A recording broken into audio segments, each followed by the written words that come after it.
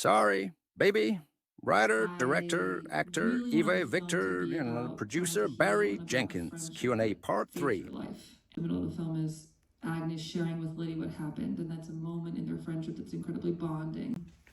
And, I think when you're making a film about this, you kind of think about well, obviously this is a very personal story, and some people are going to come into this with preconceived notions about people who've been through this kind of trauma, and how can I create the most full, warm, joyful person that you can how can I ask you to fall in love with Agnes and Liddy so that when we go back in time you give a shit about what happens to them.